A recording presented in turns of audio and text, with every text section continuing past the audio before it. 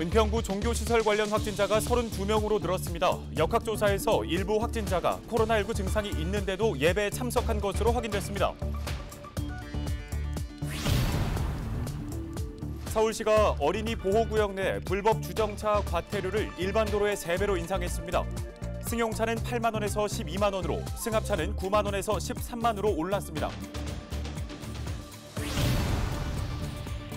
광화문 광장 매장 문화재 발굴 조사에서 조선시대 주요 관청이 있었던 자리인 육조거리 흔적이 발견됐습니다. 서울시는 오는 21일부터 29일까지 시민들에게 문화재 발굴 현장을 공개하기로 했습니다.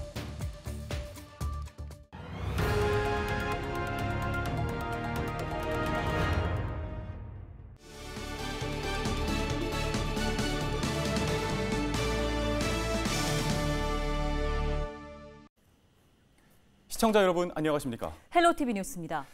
네, 지난 1일 첫 확진자가 나온 은평구 교회 관련 코로나19 확진자 32명으로 늘었습니다. 네, 어제부터는 65세에서 69세 사이 어르신의 백신 접종 사전 예약이 시작됐습니다. 손성혜 기자가 보도합니다. 지난주 70살에서 74살 사이의 어르신을 대상으로 백신 접종 사전 예약이 시작된 데 이어 어제부터는 65살에서 69살 어르신도 백신 접종을 예약할 수 있습니다. 어린이집과 유치원, 초등학교 1, 2학년 교사는 모레부터 예약이 가능합니다. 백신은 아스트라제네카입니다. 예약은 감염병 전문 콜센터 1339번이나 자치구 보건소 접종 예약 콜센터로 전화하면 됩니다. 5월 27일부터 접종을 시작하고요. 전국 위탁 의료기관으로 이제 원하는 의료기관으로 선택하셔서 예약을 하실 거고. 어제 하루 서울에선 163명이 확진 판정을 받았습니다. 이 중 26명은 집단 감염, 74명은 확진자 접촉으로 인한 감염입니다. 방역당국은 종교시설 소모임으로 인한 전파가 지속되고 있다고 밝혔습니다. 지난 1일 첫 확진자가 나온 은평구 교회 관련 확진자는 9일까지 28명이었는데 4명이 추가돼 32명으로 늘었습니다. 역학조사에서 해당 교회는 일부 확진자가 코로나19 증상이 있는데도 예배에 참석했고 교인 간 소모임을 가졌던 것으로 확인됐습니다. 일부 확진자가 증상 발현 후 예배에 참석하거나 마스크 착용이 미흡했고 특히 최근에는 함께 도시락을 취식하며 전파된 것으로 보고 조사 중에 있습니다. 예배 후 사적 모임은 좀 자제해 주시고. 방역당국은 5월에 모임과 행사가 많고 다중이용시설의 집단 발생 지속 등으로 감염 확산 위험이 있는 상황이라며 긴장감을 유지하면서 기본 방역 수칙을 잘 지켜달라고 부탁했습니다. 헬로티비 뉴스 손성혜입니다. 서울시 교육청이 원격 수업을 듣는 학생들의 급식 지원에 나섰습니다. 서울시 교육청은 코로나19로 원격 수업이 길어지면서 결식 우려가 커지고 있는 학생들에 대해 희망급식 바우처 지원 사업을 추진한다고 밝혔습니다. 지원 대상은 원격 수업에 참여하는 초중고교 학생 약 56만 명이며 바우처는 제로페이 모바일 포인트로 지급되고 지원 금액은 1인당 10만 원입니다. 바우처는 다음 달 16일까지 편의점에서 사용할 수 있으며 인스턴트 음식, 카페인 탄산음료는 제외됩니다.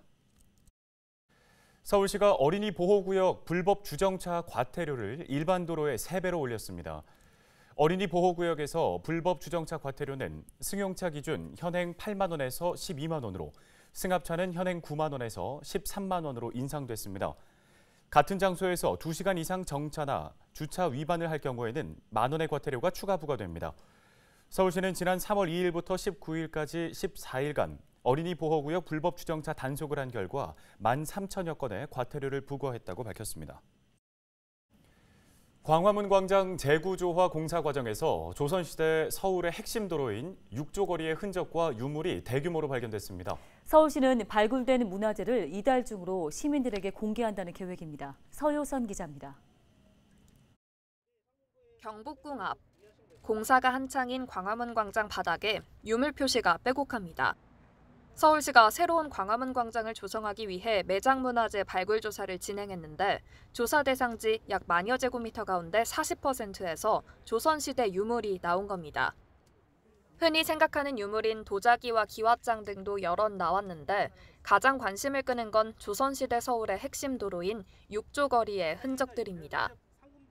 육조거리란 조선 최고 행정기구인 의정부와 군사 업무를 총괄했던 삼군부, 관리 감찰을 맡았던 사원부 등 주요 관청이 모여있던 길입니다.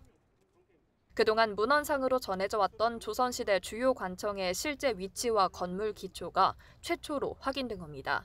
문헌상에 보이는 육조의 현황과 실제 발굴사 현황이 일치해서 나와서 현재 상당히 중요한 유적으로 판단되고 있습니다.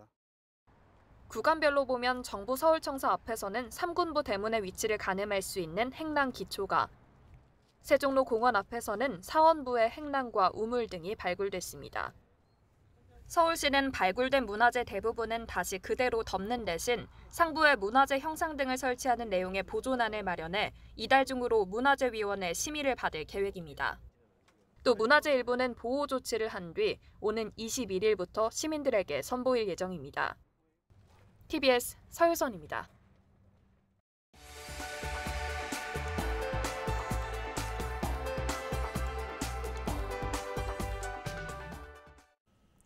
다음 소식입니다. 은평구가 둘레길 숲 해설 프로그램을 운영한다고 밝혔습니다. 이번 프로그램은 숲 해설사와 함께 둘레길을 걷는 건데요. 서울시 홈페이지에서 사전 예약 후에 무료로 이용하실 수 있습니다. 프로그램 참여 인원은 회당 최대 10명이며 숲 해설사는 참여자의 연령에 맞는 둘레길 코스와 숲 체험 프로그램을 제공합니다. 양천구가 11월까지 생태교육 프로그램을 운영합니다. 양천구는 연희생태학습관에서 자연관찰과 환경교육 등을 주제로 한 프로그램을 운영한다고 밝혔습니다. 프로그램은 구청 홈페이지에서 신청하실 수 있으며 사회적 거리 두기에 따라 학습관 수용 인원의 30%인 10명 이내로 가능합니다. 주유기를 불법 개조해 주유량을 속여 팔거나 가짜 석유를 만든 석유 판매업자들이 경찰에 붙잡혔습니다. 이번에 적발된 석유 판매업소 대표 A씨는 주유기를 불법 개조해 주유량을 속여 판매한 혐의를 받고 있습니다.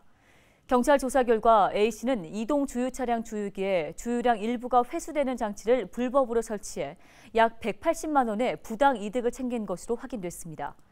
또 일반 판매업소 대표 B씨는 직원 C씨와 이동 주유 차량에 가짜 석유를 만들어 보관한 혐의를 받고 있습니다.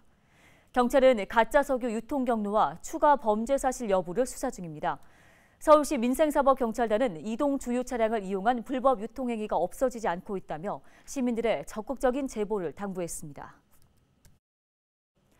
양천구가 초등학생 대상으로 코딩 교육을 진행합니다. 전문 강사가 학교로 직접 찾아가 코딩 수업을 하게 되는데요. 학생들은 기초 코딩과 인공지능 음성 인식의 원리 등을 배울 수 있습니다. 상반기 코딩 교육은 초등학교 13곳에서 진행하고 있으며 하반기 교육 신청은 오는 9월부터 양천 미래교육센터에서 가능합니다. 서울시의 향후 10년 미래 청사진을 만들기 위한 서울비전 2030위원회가 출범했습니다. 서울비전 2030위원회는 민간 전문가와 행정기관이 함께 참여해 도시 경쟁력을 높일 방안을 마련하게 되는데요. 위원회는 안전 안심도시, 공정 상생도시 등 6개의 분야별 추진 정책을 만들게 됩니다. 정책 마련을 위한 주요 의제는 친환경 교통망 도시, 10분 거리 생활 인프라 도시, 감염병 확산 방역, 아이 낳고 기르기 좋은 도시 등입니다. 다음 소식입니다. 서울시가 코로나19로 어려움을 겪고 있는 관광업계 소상공인에게 업체당 200만 원을 지원합니다. 서울시는 이번 달 14일까지 서울관광재단 홈페이지에서 관광회복도약 자금 신청을 받는다고 밝혔는데요. 시는 관광업계 업체 5,000곳에 총 100억 원을 지원할 예정입니다. 서울시는 접수를 시작한 지난달 26일부터 지난 2주 동안 업체 약 4,000곳이 신청을 했다고 덧붙였습니다. 인생은 60부터라는 말이 있죠. 이제는 인생은 80부터라고 해야 할지도 모르겠습니다. 84살 어르신 두 분이 검정고시에 합격했다고 하는데요. 한 분은 초졸, 또 한 분은 중졸 시험에 떡하니 붙었다고 합니다. 네, 얼마나 뿌듯하실까요? 네. 배움에는 나이라는 벽은 없는 것 같습니다.